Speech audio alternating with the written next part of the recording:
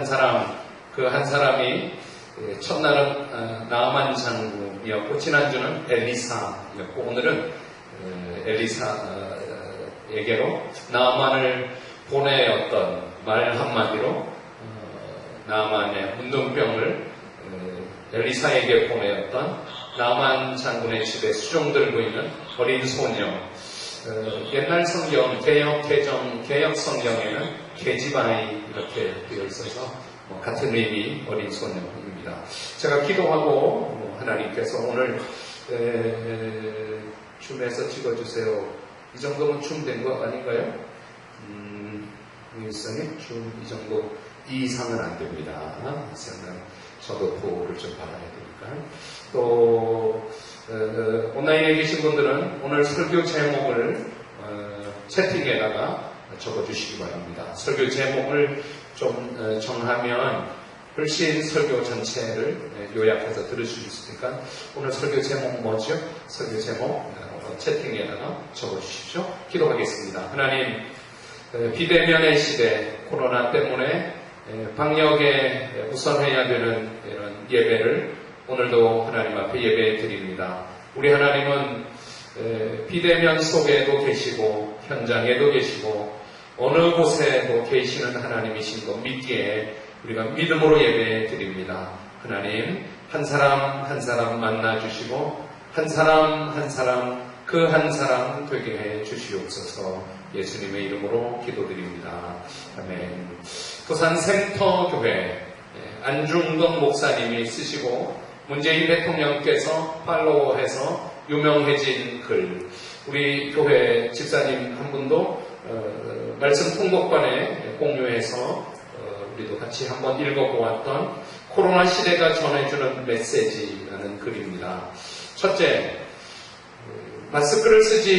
마스크를 착용하라는 것은 잠잠하라는 뜻입니다. 마스크 오늘도 다 예배 드리시는 분들 쓰고 계시는데 제가 잠깐 조크하면 얼굴 잘생긴 사람들, 얼굴 미인들은 많이 불편하실 것 같아요. 자기 얼굴 마스크로 다 가려 사는 게 좀 억울하실 수 있을지 모르겠어요. 저 같은 사람은 마스크 쓰니까 아주 편합니다. 누가 알아보지도 않을 테고 드러내야 될 얼굴 정도가 아니니까.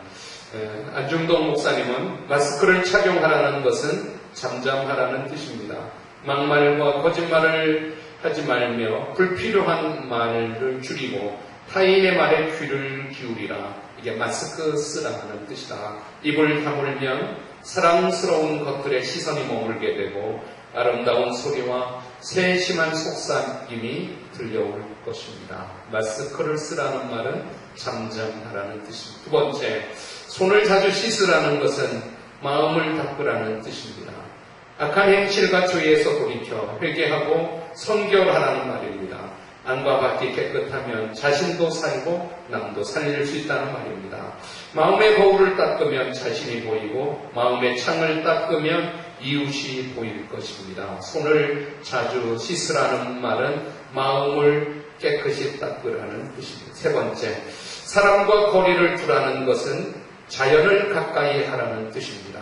사람끼리 모여 살며 서로 다투고 상처 주지 말라는 말입니다.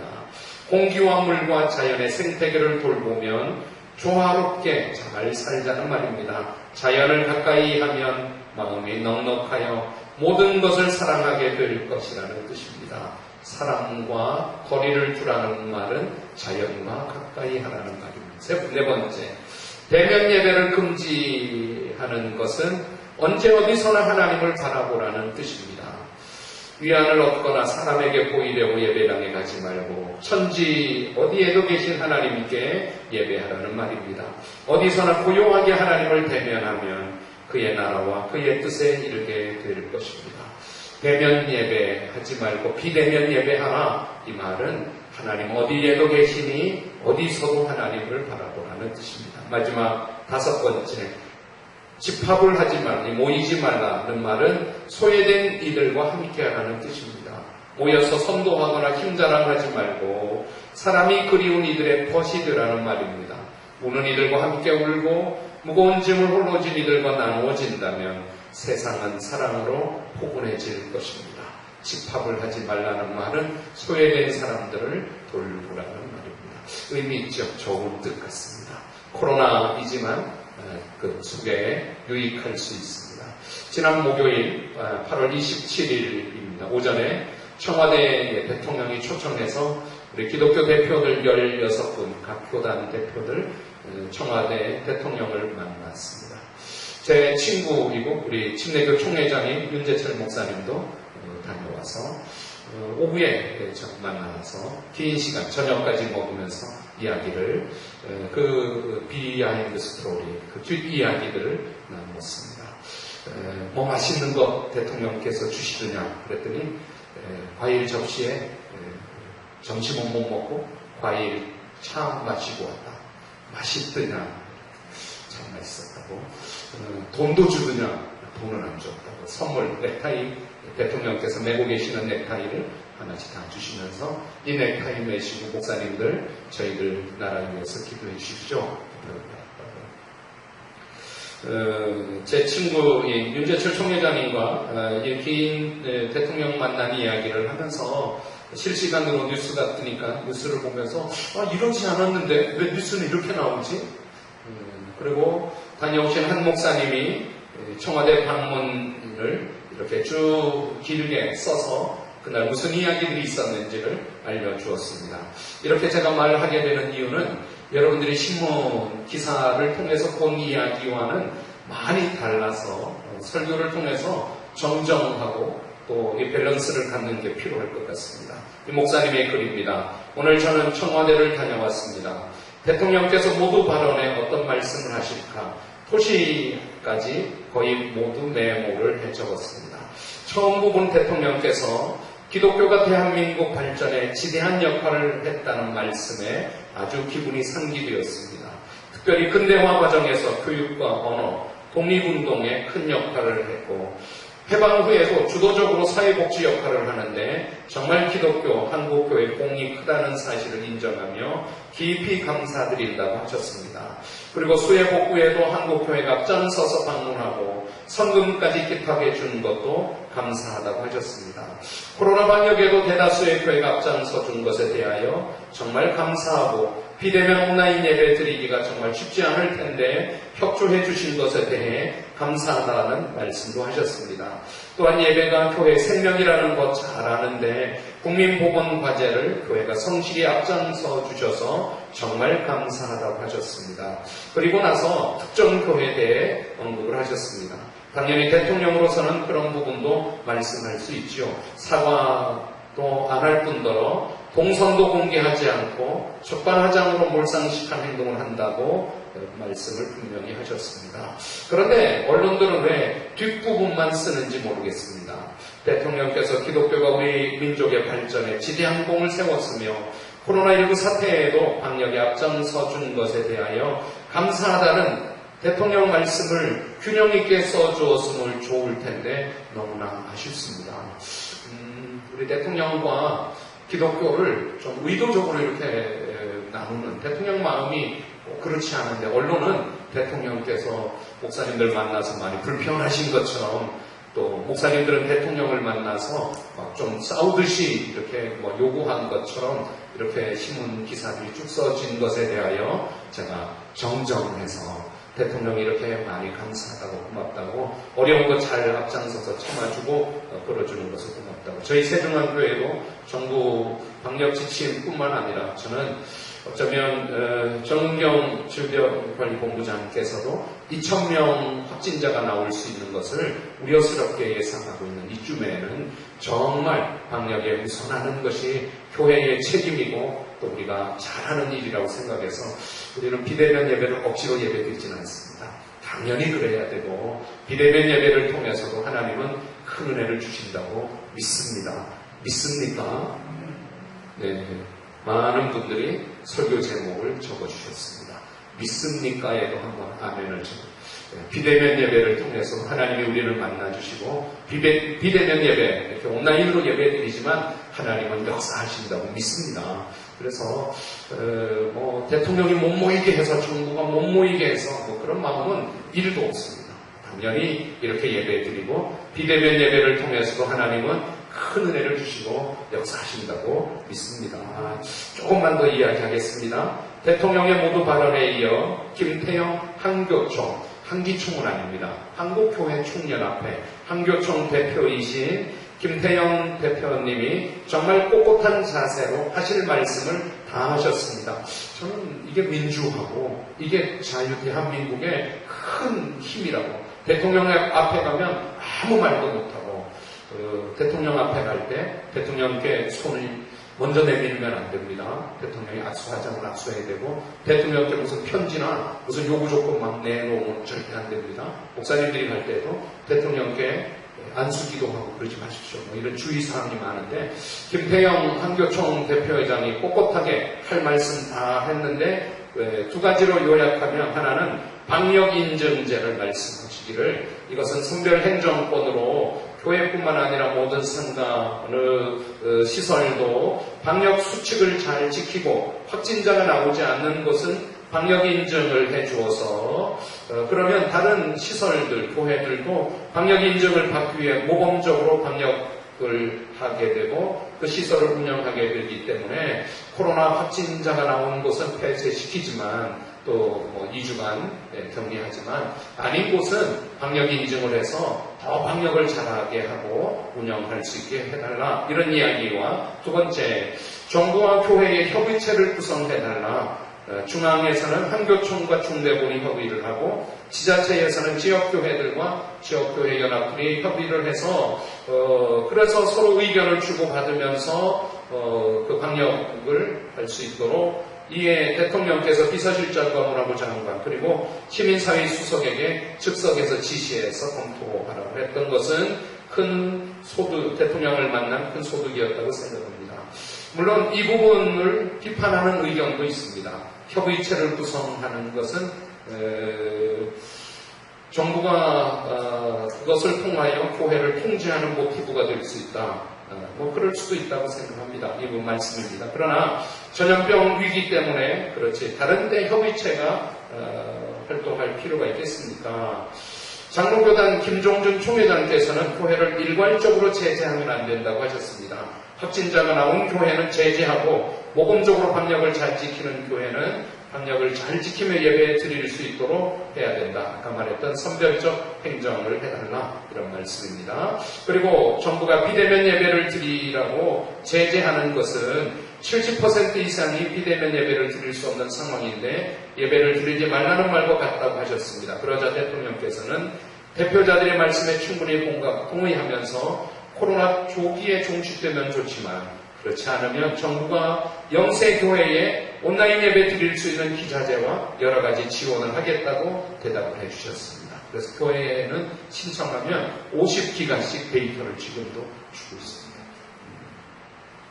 참석한 16분이 다 자기 말을 우리 은재철 총회장님도 강력하게 말씀을 했다 이렇게 말씀을 했는데 많이 예배와 국민보건 두 마리 토끼를 잡는 것이 2중 3중으로 힘든 시기인데 이제 마지막입니다. 대통령께서 이렇게 말씀을 언어도 이렇게 말씀을 해달라. 이중은 코로나 시기에 충분히 이해할 수는 있지만 종교의 근본적인 자유를 훼손하거나 폄하하는 듯한 언어를 사용하지 않으셨으면 오해가 있을 수 있다. 좀 더 따뜻한 언어로 아버지의 심정으로 국민들 교회를 대해 아울러 달라고 말씀을 하셨고 성결교 총회장 한기채 목사님은 차별금지법을 말씀하기도 했습니다. 이 이야기와 정반대되는 이야기 이게 가짜뉴스일지도 모를 것 같습니다. 그런데 목사님들이 공유하고 있는 카톡방에 지난주 경남 함양 서상면 한 시골 교회는 공무원들이 예배 중인 교회에 들이닥쳐 예배를 방해했다고 기도 중에 면사무소 직원이 들어와 강대상에 계시는 목사님을 내려오라고 했고 다른 교회는 설교하고 있는 강대상의 공무원이 올라와서 설교 중단을 요청 앞으로 지시기간 동안 예배 드리지 않겠다고 사인하라는 일도 벌어졌다고 합니다. 극과 극이라고 생각합니다. 어떤 아주 열심히 있는 공무원들 교회에 대해서 기본적인 적대 감정이 있었던 공무원들이 교회에 들어와서 강대상에 막 올라와서 그럴 수도 있다고 생각하는데 공무원의 잘못이죠. 이렇게까지는 대통령 원하지도 않고 또 교회도 거기까지는 안 가는 게 맞다고 생각합니다. 어쩌면 지난주 설교 서두에 말씀드린 대로 요즘은 많은 분들이 힘이 빠져있고 머리가 아프고 속이 상하고 화가 나있고 얼굴은 좀 경직되어 있고 웃음기가 싹 없는, 그래서 마스크 쓰지 않은 것 때문에 지하철 타고 가다가 신발을 벗어 싸우고 하는 난투극도 어저께 안지원이가 보여주어서 저도 그 영상을 보았습니다. 하루에 270건 이상 지하철에서 마스크 때문에 시내버스 안에서 싸움이 벌어지고 있다고 생각합니다. 사람들은 핑계를 잘 대고 고집이 더 세지고 자기 세계에 깊이 빠져, 오늘 한 가지 더 말씀드리면 무기력감에 빠지는 것 같습니다. 나는 이렇게 잘하는데 왜 안 되느냐, 이렇게 불편해도 마스크 쓰고 방역에 열심히 하는데 왜 이렇게 확진자는 점점 더 늘어나냐. 어저께는 공교롭게 299명이었습니다. 300명을 넘지 않은 의미가 있습니다. 그래서 오늘 설교 전하면서 예배가 중요합니다. 저 한번 따라 하시겠습니까? 예배가 중요합니다. 먼저 따라 해주십시오. 그래서 예배가 더 중요합니다. 시작. 네. 이제 채팅방에 어느 한 분이 좀 써주십시오. 예배가 중요합니다. 그래서 예배가 더 중요합니다. 오늘 예배를 통해서 또 특별히 비대면 예배를 통해서 일하시는 하나님, 비대면 예배를 통해서도 예배가 얼마나 중요한지 예배의 중요성을 또 예배를 통해서 일하시는 하나님의 손길을 경험할 수 있기를 바랍니다. 지난 주일은 엘리사를 통하여 갑절의 영감이 필요했던, 갑절의 영감을 구할 수밖에 없는 어려운 시대였다. 또 엘리사를 통해서 그 존재의 감으로 사마리아에 있는 엘리사에게 가면 됩니다. 존재의 감으로 일 사명을 감당했던 엘리사. 특별히 엘리사는 버선발로 뛰어나가지 않고 그냥 메시지만 던져, 요단강에 가서 7번 씻으시오라고 하는 정확한 메시지를 통해서 그가 뛰어나간다고 나만의 병이 고쳐지는 것이 아니라 엘리사에게 병 고침이 있지 않고 하나님이 고친다 이렇게 믿고 메시지만 정확하게 전달했던 엘리사 한 사람을 보았다면, 오늘은 그 엘리사의 스승인 엘리야 이야기부터 잠깐 하면서 예배가 중요합니다. 목양 칼럼을 보실 수 있으면 좋겠습니다. 주보 뒷면에 있는 또 온라인에 여러분들에게 보내드렸던 목양 칼럼을 보시기 바랍니다. 특별히 엘리사와 엘리야를 헷갈리지 않도록 오늘은 엘리야입니다. 엘리야는 영적 거장입니다. 그런데 그가 지쳐 쓰러졌습니다. 번아웃 되었습니다. 영적 거장인 엘리야가 지금 로뎀나무 아래에 쓰러져 있습니다. 엘리야가 어떻게 영적 거장 엘리야가 이렇게 쓰러질 수 있을까요? 누가 엘리야를 쓰러뜨렸을까요? 무엇 때문에 엘리야가 이렇게 쓰러져 있는 것일까요? 그것은 그가 너무 많은 힘을 써서 탈진했기 때문입니다. 어쩌면 쓰러져 있는 엘리야가 우리들의 모습일 수 있겠습니다. 엘리야는 갈멜산에서 거짓된 바알의 선지자 450명, 아사랴 목상의 선지자 400명, 850대 1의 영적 결투를 벌였습니다. 엘리야는 혼자, 그들은 450명, 400명, 850명이었습니다. 그 대결에서 하나님은 엘리야의 손을 번쩍 들어주셔서 엘리야가 쌓은 제단에 불을 내려 살라 불태워 모든 백성이 엘리야의 하나님, 나의 하나님, 이렇게 엘리야가 놀라운 승리를 거두었습니다. 그리고 엘리야는 그 거짓 선지자들을 다 갈멜산 저 내려다보면 보이는 기손 시내로 데려가 850명을 다 쳐 죽였습니다. 엘리야는 갈멜산에서 영적 승리를 경험했습니다. 또한 놀라운 기도의 응답을 경험했습니다. 갈멜산 승리 후 하나님께서 3년 6개월 동안 닫아두었던 마른 하늘에 비를 내려달라고 간구했습니다. 이 기도가 얼마나 진액을 짜내는 기도였는지 모릅니다. 무릎을 꿇고 그 무릎 꿇은 무릎에 머리를 무릎 사이에 놓고 응답될 때까지, 기도의 양이 찰 때까지 그 사환을 불러 어떤 기도의 응답이 있는가 순간순간 물어보며 끊임없이 기도했던 결과 하나님이 비를 내려주셨습니다. 하나님의 능력이 엘리야를 붙잡아 주었지만 엘리야가 쓰임받으며 얼마나 육체적으로 소진했는지 모릅니다. 갈멜산의 영적 싸움에서 그는 많은 에너지를 소모했습니다. 그리고 결정적으로 이 설교 들어보십시오. 엘리야를 넘어뜨린 것은 이세벨의 말 한마디였습니다. 모든 승리를 가져간 엘리야를 향하여 이세벨이 하는 말이, 저 엘리야를 우리 죽음당한 850명의 선지자 한 사람같이 오늘 내가 죽이지, 내일 내가 죽이지 않으면 안 된다. 내가 엘리야를 죽이고 말 것이다. 말 한마디가 엘리야를 도망치게 하였고 로뎀나무 아래 엎드려 죽은 사람처럼 쓰러져서 열왕기상 19장 4절에 보면 엘리야가 기도합니다. 하나님, 이제 더 바랄 것이 없습니다. 나의 목숨을 거두어 주십시오. 나는 내 조상보다 조금도 나은 것이 없습니다. 그때 이제 예배가 중요합니다. 하나님이 엘리야를 떡과 물을 준비하여 먹여주시고 다시 일어켜 주셨습니다. 이 떡과 물이 예배라고 믿습니다. 이 떡이 그냥 떡이 아니고 이 물이 그냥 물이 아니고 이 로뎀나무 아래에 쓰러져 죽기를 기도하고 있는 엘리야를 하나님이 예배로 다시 살려주신 것입니다. 오늘도 비대면으로 우리 현장에서 예배드리는 예배에 하나님이 여러분들 각자에게 떡을 주시기를 축복합니다. 하나님이 물을 내려 먹여주시기를 축복합니다. 그 이야기가 열왕기상 19장에 쭉 기록되어 있습니다. 열왕기상 19장에 보면 우리가 열왕기 하를 읽고 있지만 이미 이루어졌던 열왕기상 19장에 엘리야에게 이 비대면의 예배, 현장에서 예배드리지 못하는 엘리야가 갈멜산에서 도망쳐서 엘리야가 로뎀나무 아래로 비대면으로 하나님에게서 멀리 떨어져 있는 것 같지만 그곳에 하나님이 떡을 먹여주시고 물을 먹여주시면서 엘리야에게 먹고 또 잠이 들었습니다. 얼마나 지쳤겠습니까? 일어나서 또 먹고 또 잠이 들었습니다. 그러기를 반복한 후에 하나님이 엘리야를 말합니다. 엘리야야, 이 바위 위에 나와서 좀 서 보아라. 내가 너를 만나고 싶다. 엘리야가 바위 앞에 나가 섰습니다.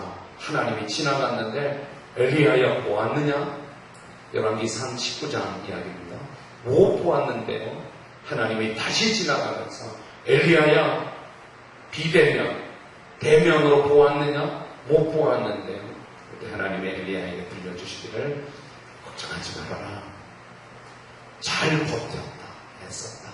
내가 바알에게 무릎 꿇지 아니한 7,000명, 바알에 입 맞추지 아니한 7,000명을 남겨두었으니 그들과 더불어 이 시대 다시 저 하사엘에게 기름을 붓고 다시 하나님의 일들을 이루도록 하라. 이렇게 하사엘에게 기름을 붓고 하사엘이 예후를 죽이고 다시 새 시대를 열어가시도록 하셨습니다.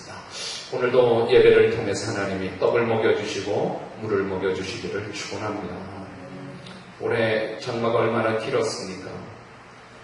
지난주 태풍 이야기 잠깐 하면 바비 태풍은 기상 예측하기를 시속 200km 이상으로 지금 역대급 태풍이 올라오고 있다고 정말 긴장했습니다. 저는 나이가 들면서 걱정이 하나씩 생기는 게 교회 종답은 괜찮을까? 제가 걱정하는 이유는 문선주 성령이 옆에서 많이 부추기기를 교회가 왜 종답 괜찮아야 되는데 그런 얘기를 여러 번 듣다가 저도 같이 걱정병에 생겨서 태풍이 너무 세면 교회 종답 괜찮아야 되는데 그런데 하나님이 많은 분들의 기도를 들어주셔서 태풍이 소형급으로 지나갔던 것입니다. 올해 여름 장마는 얼마나 길었습니까? 최장 장마. 비는 얼마나 또 많이 내렸습니까? 사람들은 이런 재앙들이, 어려운 일들이 생기면 뭔가 규정하고 싶어하는, 결론을 내리고 싶어하는 지적 욕구가 있다고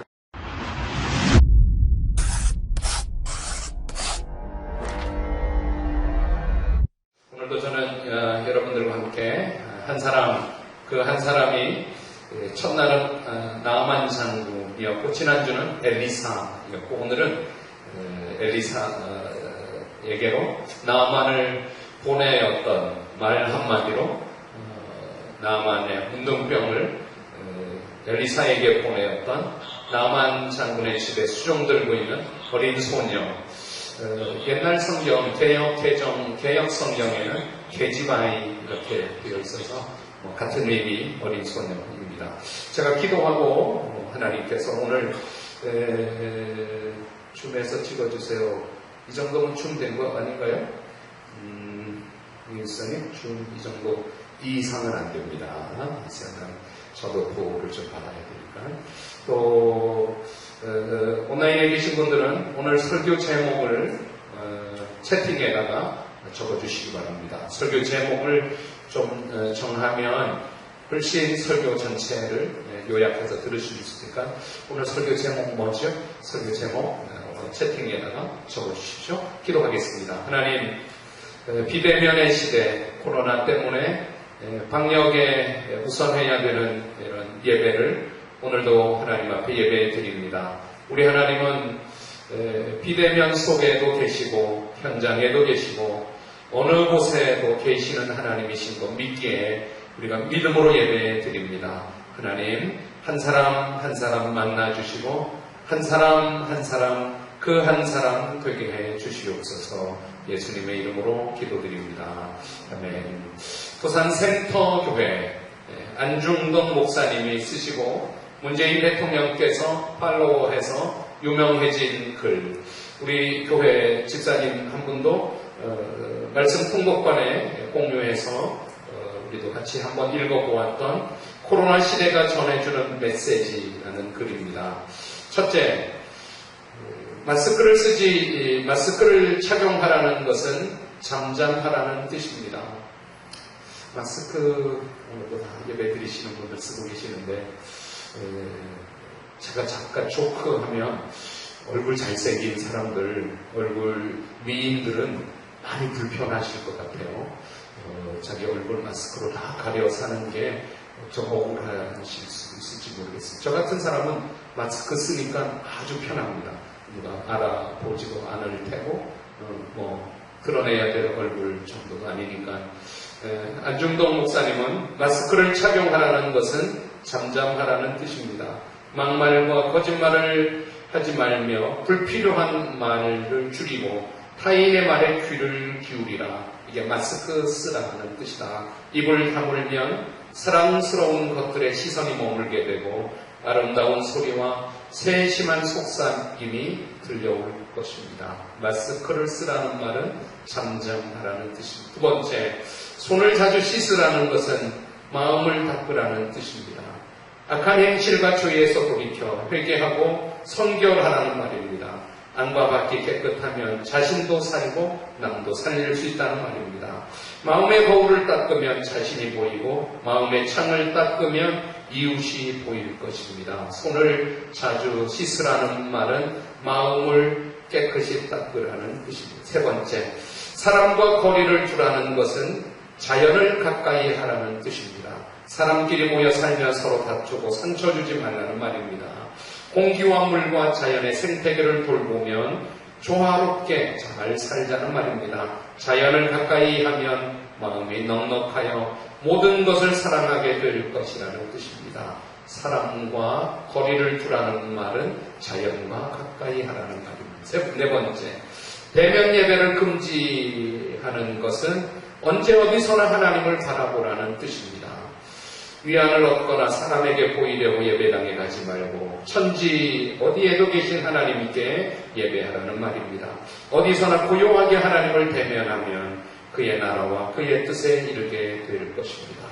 대면 예배하지 말고 비대면 예배하라. 이 말은 하나님 어디에도 계시니 어디서도 하나님을 바라보라는 뜻입니다. 마지막 다섯 번째, 집합을 하지 말고 모이지 말라는 말은 소외된 이들과 함께하라는 뜻입니다. 모여서 선도하거나 힘자랑하지 말고 사람이 그리운 이들의 벗이 되라는 말입니다. 우는 이들과 함께 울고 무거운 짐을 홀로 진 이들과 나누어진다면 세상은 사랑으로 포근해질 것입니다. 집합을 하지 말라는 말은 소외된 사람들을 돌보라는 말입니다. 의미있죠. 좋은 뜻 같습니다. 코로나이지만 그 속에 유익할 수 있습니다. 지난 목요일 8월 27일입니다. 오전에 청와대 대통령이 초청해서 우리 기독교 대표들 16분, 각 교단 대표들 청와대 대통령을 만났습니다. 제 친구이고 우리 침례교 총회장인 윤재철 목사님도 다녀와서 오후에 만나서 긴 시간 저녁까지 먹으면서 이야기를 그 비하인드 스토리, 그 뒷이야기들을 나누었습니다. 뭐 맛있는 거 대통령께서 주시더냐 그랬더니 과일 접시에 점심은 못 먹고 과일 차 마시고 왔다. 맛있더냐? 참 맛있었다고. 돈도 주더냐? 돈은 안 줬다고. 선물, 넥타이, 대통령께서 메고 계시는 넥타이를 하나씩 다 주시면서 이 넥타이 매시고 목사님들 저희들 나라 위해서 기도해 주십시오. 제 친구인 윤재철 총회장님과 긴 대통령 만난 이야기를 하면서 실시간으로 뉴스가 뜨니까 뉴스를 보면서 이러지 않았는데 왜 뉴스는 이렇게 나오지? 그리고 다녀오신 한 목사님이 청와대 방문을 이렇게 쭉 길게 써서 그날 무슨 이야기들이 있었는지를 알려주었습니다. 이렇게 제가 말하게 되는 이유는 여러분들이 신문 기사를 통해서 본 이야기와는 많이 달라서 설교를 통해서 정정하고 또 이 밸런스를 갖는 게 필요할 것 같습니다. 이 목사님의 글입니다. 오늘 저는 청와대를 다녀왔습니다. 대통령께서 모두 발언에 어떤 말씀을 하실까 토시까지 거의 모두 메모를 해 적었습니다. 처음 부분 대통령께서 기독교가 대한민국 발전에 지대한 역할을 했다는 말씀에 아주 기분이 상기되었습니다. 특별히 근대화 과정에서 교육과 언어, 독립운동에 큰 역할을 했고 해방 후에도 주도적으로 사회복지 역할을 하는데 정말 기독교, 한국교회 공이 크다는 사실을 인정하며 깊이 감사드린다고 하셨습니다. 그리고 수해 복구에도 한국교회가 앞장서서 방문하고 성금까지 기탁해 준 것도 감사하다고 하셨습니다. 코로나 방역에도 대다수의 교회가 앞장서 준 것에 대하여 정말 감사하고 비대면 온라인 예배 드리기가 정말 쉽지 않을 텐데 협조해 주신 것에 대해 감사하다는 말씀도 하셨습니다. 또한 예배가 교회 생명이라는 것 잘 아는데 국민보건 과제를 교회가 성실히 앞장서 주셔서 정말 감사하다고 하셨습니다. 그리고 나서 특정 교회에 대해 언급을 하셨습니다. 당연히 대통령으로서는 그런 부분도 말씀할 수 있죠. 사과도 안 할 뿐더러 동선도 공개하지 않고 적반하장으로 몰상식한 행동을 한다고 말씀을 분명히 하셨습니다. 그런데 언론들은 왜 뒷부분만 쓰는지 모르겠습니다. 대통령께서 기독교가 우리 민족의 발전에 지대한 공을 세웠으며 코로나19 사태에도 방역에 앞장서 준 것에 대하여 감사하다는 대통령 말씀을 균형 있게 써주었으면 좋을 텐데 너무나 아쉽습니다. 우리 대통령과 기독교를 좀 의도적으로 이렇게 나누는 대통령 마음이 그렇지 않은데 언론은 대통령께서 목사님들 만나서 많이 불편하신 것처럼 또 목사님들은 대통령을 만나서 좀 싸우듯이 이렇게 요구한 것처럼 이렇게 신문 기사들이 쭉 써진 것에 대하여 제가 정정해서 대통령이 이렇게 많이 감사하다고 고맙다고 어려운 거 잘 앞장서서 참아주고 끌어주는 것을 고맙다고 저희 세종한교회도 정부 방역 지침뿐만 아니라 저는 어쩌면 정은경 질병관리본부장께서도 2,000명 확진자가 나올 수 있는 것을 우려스럽게 예상하고 있는 이쯤에는 정말 방역에 우선하는 것이 교회의 책임이고 또 우리가 잘하는 일이라고 생각해서 우리는 비대면 예배를 억지로 예배드리진 않습니다. 당연히 그래야 되고 비대면 예배를 통해서도 하나님은 큰 은혜를 주신다고 믿습니다. 믿습니까? 네. 많은 분들이 설교 제목을 적어주셨습니다. 믿습니까에도 한번 아멘을 비대면 예배를 통해서 하나님이 우리를 만나주시고 비대면 예배 이렇게 온라인으로 예배드리지만 하나님은 역사하신다고 믿습니다. 그래서 뭐 대통령이 못 모이게 해서 정부가 못 모이게 해서 뭐 그런 마음은 1도 없습니다. 당연히 이렇게 예배드리고 비대면 예배를 통해서도 하나님은 큰 은혜를 주시고 역사하신다고 믿습니다. 조금만 더 이야기하겠습니다. 대통령의 모두 발언에 이어 김태형 한교총, 한기총은 아닙니다. 한국교회 총연합회 한교총 대표이신 김태형 대표님이 정말 꼿꼿한 자세로 하실 말씀을 다 하셨습니다. 저는 이게 민주하고 이게 대한민국의 큰 힘이라고. 대통령 앞에 가면 아무 말도 못하고 대통령 앞에 갈 때 대통령께 손을 먼저 내밀면 안 됩니다. 대통령이 압수하자면 압수해야 되고 대통령께 무슨 편지나 무슨 요구 조건 막 내놓으면 절대 안 됩니다. 목사님들이 갈 때도 대통령께 안수기도 하고 그러지 마십시오. 뭐 이런 주의사항이 많은데 김태형 한교총 대표회장이 꼿꼿하게 할 말씀 다 했는데 두 가지로 요약하면 하나는 방역인증제를 말씀하시기를 이것은 선별행정권으로 교회뿐만 아니라 모든 상가, 어느 시설도 방역 수칙을 잘 지키고 확진자가 나오지 않는 곳은 방역인증을 해주어서 그러면 다른 시설들, 교회들도 방역인증을 받기 위해 모범적으로 방역을 하게 되고 그 시설을 운영하게 되기 때문에 코로나 확진자가 나오는 곳은 폐쇄시키지만 또 2주간 격리하지만 아닌 곳은 방역인증을 해서 더 방역을 잘하게 하고 운영할 수 있게 해달라 이런 이야기와 두 번째 정부와 교회의 협의체를 구성해달라. 중앙에서는 한교총과 중대본이 협의를 하고 지자체에서는 지역교회들과 지역교회 연합들이 협의를 해서 그래서 서로 의견을 주고받으면서 그 방역을 할 수 있도록 이에 대통령께서 비서실장과 문화부 장관 그리고 시민사회 수석에게 즉석에서 지시해서 검토하라고 했던 것은 큰 소득, 대통령을 만난 큰 소득이었다고 생각합니다. 물론 이 부분을 비판하는 의견도 있습니다. 협의체를 구성하는 것은 정부가 그것을 통하여 교회를 통제하는 모티브가 될 수 있다. 뭐 그럴 수도 있다고 생각합니다. 이 부분 말씀입니다. 그러나 전염병 위기 때문에 그렇지 다른 데 협의체가 활동할 필요가 있겠습니까? 장로교단 김종준 총회장께서는 교회를 일괄적으로 제재하면 안 된다고 하셨습니다. 확진자가 나온 교회는 제재하고 모범적으로 방역을 잘 지키는 교회는 방역을 잘 지키며 예배 드릴 수 있도록 해야 된다. 아까 말했던 선별적 행정을 해달라 이런 말씀입니다. 그리고 정부가 비대면 예배를 드리라고 제재하는 것은 70% 이상이 비대면 예배를 드릴 수 없는 상황인데 예배를 드리지 말라는 말과 같다고 하셨습니다. 그러자 대통령께서는 대표자들의 말씀에 충분히 동의하면서 코로나 조기에 종식되면 좋지만 그렇지 않으면 정부가 영세교회에 온라인 예배 드릴 수 있는 기자재와 여러 가지 지원을 하겠다고 대답을 해주셨습니다. 그래서 교회에는 신청하면 50기가씩 데이터를 지금도 주고 있습니다.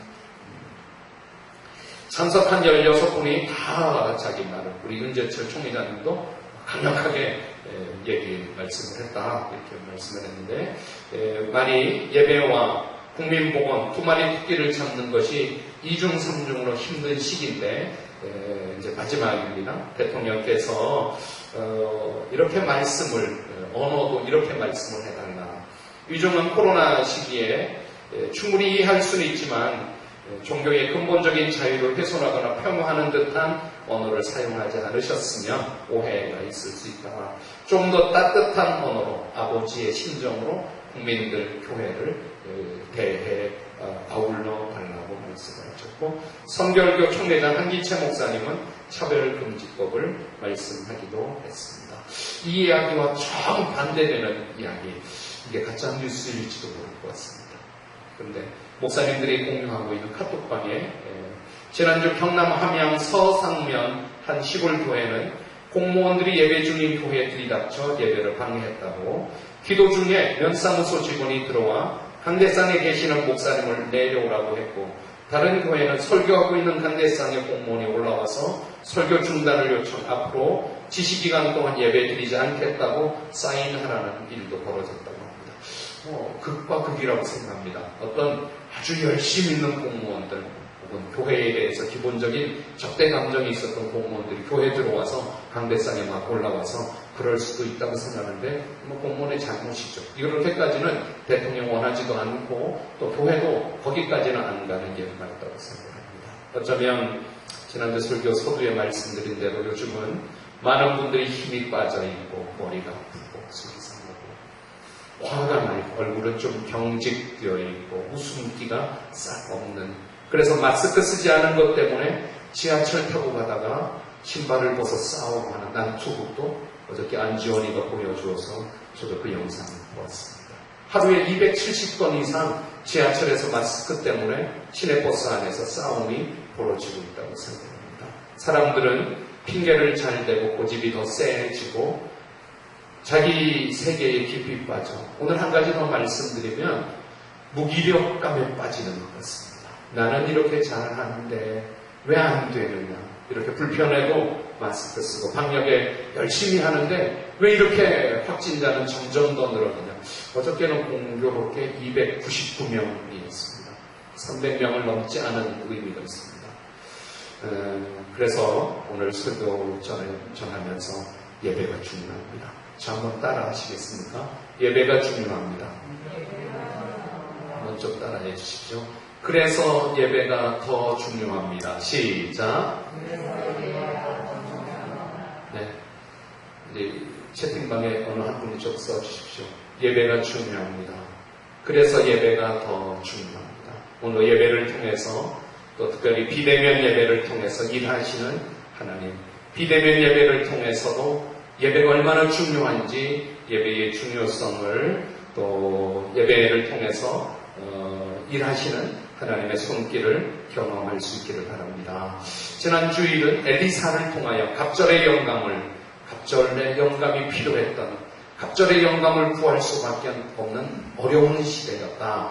또 엘리사를 통해서 그 존재의 감으로 사마리아에 있는 엘리사에게 가면 됩니다. 존재의 감으로 일 사명을 감당했던 엘리사. 특별히 엘리사는 버선발로 뛰어나가지 않고 그냥 메시지만 던져, 요단강에 가서 7번 씻으시오라고 하는 정확한 메시지를 통해서 그가 뛰어나간다고 나아만의 병이 고쳐지는 것이 아니라 엘리사에게 병 고침이 있지 않고 하나님이 고친다 이렇게 믿고 메시지만 정확하게 전달했던 엘리사 한 사람을 보았다면, 오늘은 그 엘리사의 스승인 엘리야 이야기부터 잠깐 하면서 예배가 중요합니다. 목양 칼럼을 보실 수 있으면 좋겠습니다. 주보 뒷면에 있는 또 온라인에 여러분들에게 보내드렸던 목양 칼럼을 보시기 바랍니다. 특별히 엘리사와 엘리야를 헷갈리지 않도록 오늘은 엘리야입니다. 엘리야는 영적 거장입니다. 그런데 그가 지쳐 쓰러졌습니다. 번아웃 되었습니다. 영적 거장인 엘리야가 지금 로뎀나무 아래에 쓰러져 있습니다. 엘리야가 어떻게 영적 거장 엘리야가 이렇게 쓰러질 수 있을까요? 누가 엘리야를 쓰러뜨렸을까요? 무엇 때문에 엘리야가 이렇게 쓰러져 있는 것일까요? 그것은 그가 너무 많은 힘을 써서 탈진했기 때문입니다. 어쩌면 쓰러져 있는 엘리야가 우리들의 모습일 수 있겠습니다. 엘리야는 갈멜산에서 거짓된 바알의 선지자 450명, 아사랴 옥상의 선지자 400명, 850대 1의 영적 결투를 벌였습니다. 엘리야는 혼자, 그들은 450명, 400명, 850명이었습니다. 그 대결에서 하나님은 엘리야의 손을 번쩍 들어주셔서 엘리야가 쌓은 제단에 불을 내려 살라 불태워 모든 백성이 엘리야의 하나님, 나의 하나님, 이렇게 엘리야가 놀라운 승리를 거두었습니다. 그리고 엘리야는 그 거짓 선지자들을 다 갈멜산 저 내려다 보면 보이는 기손 시내로 데려가 850명을 다 쳐 죽였습니다. 엘리야는 갈멜산에서 영적 승리를 경험했습니다. 또한 놀라운 기도의 응답을 경험했습니다. 갈멜산 승리 후 하나님께서 3년 6개월 동안 닫아두었던 마른 하늘에 비를 내려달라고 간구했습니다. 이 기도가 얼마나 진액을 짜내는 기도였는지 모릅니다. 무릎을 꿇고 그 무릎 꿇은 무릎에 머리를 무릎 사이에 놓고 응답될 때까지, 기도의 양이 찰 때까지 그 사환을 불러 어떤 기도의 응답이 있는가 순간순간 물어보며 끊임없이 기도했던 결과 하나님이 비를 내려주셨습니다. 하나님의 능력이 엘리야를 붙잡아 주었지만 엘리야가 쓰임받으며 얼마나 육체적으로 소진했는지 모릅니다. 갈멜산의 영적 싸움에서 그는 많은 에너지를 소모했습니다. 그리고 결정적으로 이 설교 들어보십시오. 엘리야를 넘어뜨린 것은 이세벨의 말 한마디였습니다. 모든 승리를 가져간 엘리야를 향하여 이세벨이 하는 말이, 저 엘리야를 우리 죽음당한 850명의 선지자 한 사람같이 오늘 내가 죽이지, 내일 내가 죽이지 않으면 안 된다. 내가 엘리야를 죽이고 말 것이다. 말 한마디가 엘리야를 도망치게 하였고 로뎀나무 아래 엎드려 죽은 사람처럼 쓰러져서 열왕기상 19장 4절에 보면 엘리야가 기도합니다. 하나님, 이제 더 바랄 것이 없습니다. 나의 목숨을 거두어 주십시오. 나는 내 조상보다 조금도 나은 것이 없습니다. 그때 이제 예배가 중요합니다. 하나님이 엘리야를 떡과 물을 준비하여 먹여주시고 다시 일어켜 주셨습니다. 이 떡과 물이 예배라고 믿습니다. 이 떡이 그냥 떡이 아니고 이 물이 그냥 물이 아니고 이 로뎀나무 아래에 쓰러져 죽기를 기도하고 있는 엘리야를 하나님이 예배로 다시 살려주신 것입니다. 오늘도 비대면으로 우리 현장에서 예배에 하나님이 여러분들 각자에게 떡을 주시기를 축복합니다. 하나님이 물을 내려 먹여주시기를 축원합니다. 그 이야기가 열왕기상 19장에 쭉 기록되어 있습니다. 열왕기상 19장에 보면 우리가 열왕기 하를 읽고 있지만 이미 이루어졌던 열왕기상 19장에 엘리야에게 이 비대면의 예배, 현장에서 예배드리지 못하는 엘리야가 갈멜산에서 도망쳐서 엘리야가 로뎀나무 아래로 비대면으로 하나님에게서 멀리 떨어져 있는 것 같지만 그곳에 하나님이 떡을 먹여주시고 물을 먹여주시면서 엘리야에게 먹고 또 잠이 들었습니다. 얼마나 지쳤겠습니까? 일어나서 또 먹고 또 잠이 들었습니다. 그러기를 반복한 후에 하나님이 엘리야를 말합니다. 엘리야야, 이 바위 위에 나와서 좀 서 보아라. 내가 너를 만나고 싶다. 엘리야가 바위 앞에 나가 섰습니다. 하나님이 지나갔는데 엘리야야 보았느냐? 열왕기상 19장 이야기입니다. 못 보았는데요. 하나님이 다시 지나가면서 엘리야야 비대면 대면으로 보았느냐? 못 보았는데요. 그때 하나님이 엘리야에게 들려주시기를 걱정하지 말아라. 잘 버텼다. 했었다. 내가 바알에게 무릎 꿇지 아니한 7,000명, 바알에 입 맞추지 아니한 7,000명을 남겨두었으니 그들과 더불어 이 시대 다시 저 하사엘에게 기름을 붓고 다시 하나님의 일들을 이루도록 하라. 이렇게 하사엘에게 기름을 붓고 하사엘이 예후를 죽이고 다시 새 시대를 열어가시도록 하셨습니다. 오늘도 예배를 통해서 하나님이 떡을 먹여주시고 물을 먹여주시기를 축원합니다. 올해 장마가 얼마나 길었습니까? 지난주 태풍 이야기 잠깐 하면 바비 태풍은 기상 예측하기를 시속 200km 이상으로 지금 역대급 태풍이 올라오고 있다고 정말 긴장했습니다. 저는 나이가 들면서 걱정이 하나씩 생기는 게 교회 종탑은 괜찮을까? 제가 걱정하는 이유는 문선주 사모님이 옆에서 많이 부추기기를 교회가 그래도 좀 다 괜찮아야 되는데 그런 얘기를 여러 번 듣다가 저도 같이 걱정병에 생겨서 태풍이 너무 세면 교회 좀 다 괜찮아야 되는데 그런데 하나님이 많은 분들의 기도를 들어주셔서 태풍이 소형급으로 지나갔던 것 같습니다. 올해 여름 장마는 얼마나 길었습니까? 최장 장마. 비는 얼마나 또 많이 내렸습니까? 사람들은 이런 재앙들이, 어려운 일들이 생기면 뭔가 규정을 하고 싶어하는, 결론을 내리고 싶어하는 지적 욕구가 있다고 합니다. 많은 분들, 종교 대표자들이 하나님의 심판이다. 여러분들 가운데도 그렇게 생각하는 분들이 많이 계실지 모릅니다. 하나님이 코로나를 통해서, 하나님이 기상이변을 통하여 심판하시는 것이다. 그렇게 받아들이는 그럴 수도 있지만 또 한편의 의견이 있습니다. 이것은 우리가 이렇게 만들어 놓은 것이다. 많은 에너지를 쓰고 너무 분주하게 살았고 너무 우리가 이 지구의 땅 가운데 그동안 사람이 살 수 있었던 퍼센트가 25%였는데 점점 더 개발이 되고 인구가 늘어나면서 이 땅 75%의 사람이 살고 있고 나머지 25%가 산소를 공급하고 25%가 지구의 온난화를 막고 있다가 이제 지구 온난화의 그 선이 넘어섰다는 것이죠. 그렇게 걱정하는 분들도 계십니다. 이 말 좀 적어주시겠습니까? 하나님은 코로나 중에 우리에게 무엇을 주시는가 하면 코로나를 이길 능력을 주십니다.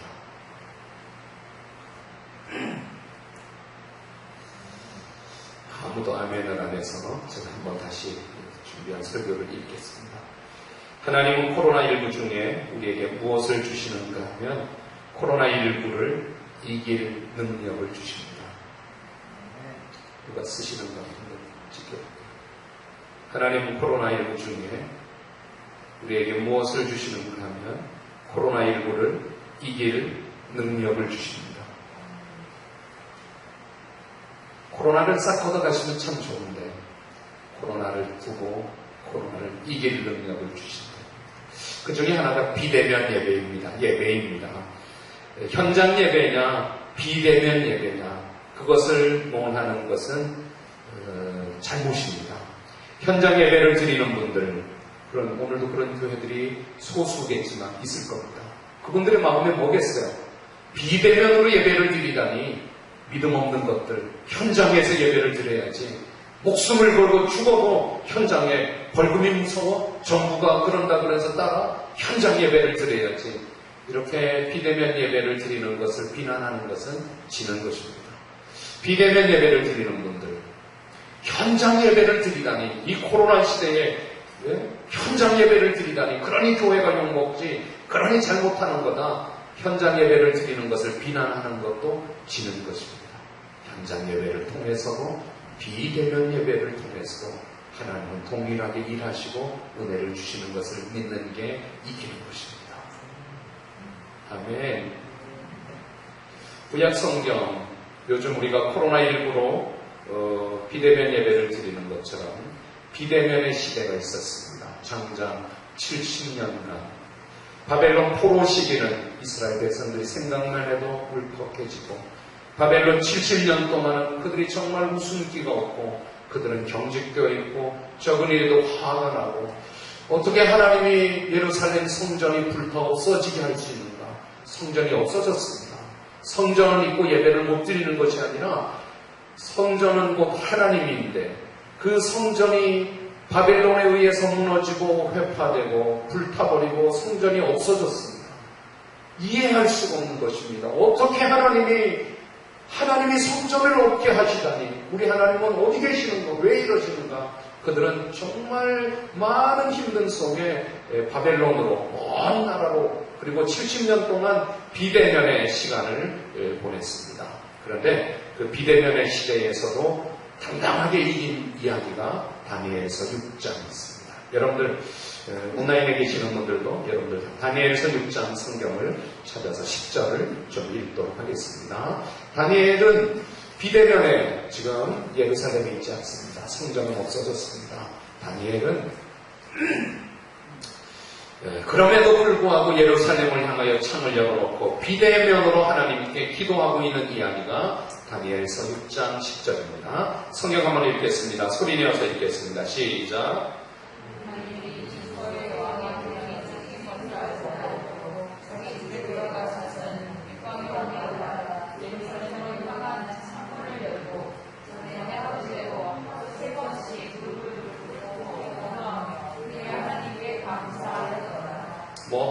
뭐 했다 그럽니까? 네, 제가 새 번역 가지고 있는데요. 어느 분이 여기 채팅창에 다니엘서 6장 10절 이렇게 한 번만 찍어주십시오. 글씨로도 볼 수 있기를 바랍니다. 제가 한번 새 번역으로 읽으면, 지금 상황은 다니엘은 왕이 금령 문서에 도장을 찍은 것을 알고도 왕이 도장을 찍었다 그러죠. 무슨 도장을 찍었는가 하면, 이 당시에 왕뿐만 아니라 총리가 여러 명이 있었습니다. 그 중에 최고의 총리는 다니엘입니다. 나머지 총리들이 다니엘을 시기했습니다. 어떻게 저렇게 지혜를 얻는가? 하나님께 기도해서이다. 다니엘이 기도하지 않으면 다니엘의 지혜는 끝난다. 이렇게 알고 왕이시여, 왕 외에 다른 어느 신상에 엎드려 절하고 기도하면 사자굴에 집어넣도록 그렇게 왕 말만 듣게 여기 도장을 찍어주십시오. 왕으로서는 얼마나 좋은 말이에요? 찍지. 그래서 금령이 찍힌 것을 알았습니다. 금 도장이 딱 찍히기를, 이 바벨론의 왕 외에 다른 신상에게 엎드려 절하거나 기도하면 사자굴에 쳐넣는다. 도장이 찍힌 것을 알고도, 이 말이 엄청 중요합니다.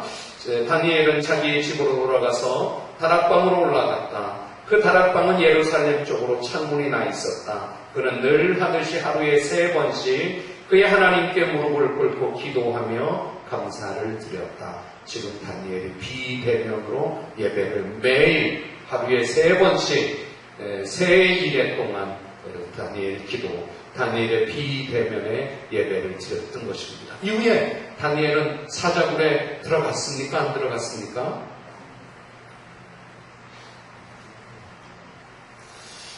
비대면의 어려움은 대답을 잘 안 한다는 거. 여러분들은 비대면이 아니에요. 여러분들은 대답을 해야지 비대면에 있는 분들한테 도움을 주지. 이후에 다니엘은 사자굴에 들어갔습니까? 안 들어갔습니까? 안 들어갔어야지 옳은데 들어갔다는 거죠. 들어갔는데 죽지 않은 사자가 입을 딱 닫고 있고, 나는 다니엘을 가까이 할 수 없어. 다니엘은 내 양식이 아니야. 사자가 꼼짝도 못하고 있었다는 거죠. 이게 하나님의 역사하시는 것입니다. 비대면 예배를 드리고, 그러면 안 되는 줄 알지만 비대면 예배를 드리고 하루에 3번씩 하나님을 섬기고, 왜 교회 가느냐? 예수 믿느냐? 예수 믿는 사람들은 왜 그러냐? 이런 비난을 받아도 여전히 비대면 예배를 드리고 여전히 하나님께 무릎을 꿇고 기도하고 비난을 받죠. 그러면 비난을 다 한 몸에 받죠. 그런데도 끝도 없는 것입니다. 할렐루야. 오늘 그 비대면 예배를 드리고 있는 한 아이가 본문에 있는 어린 소녀입니다. 이 소녀는 지금 이스라엘 땅에 있지 않습니다. 아람 나라의 포로로 잡혀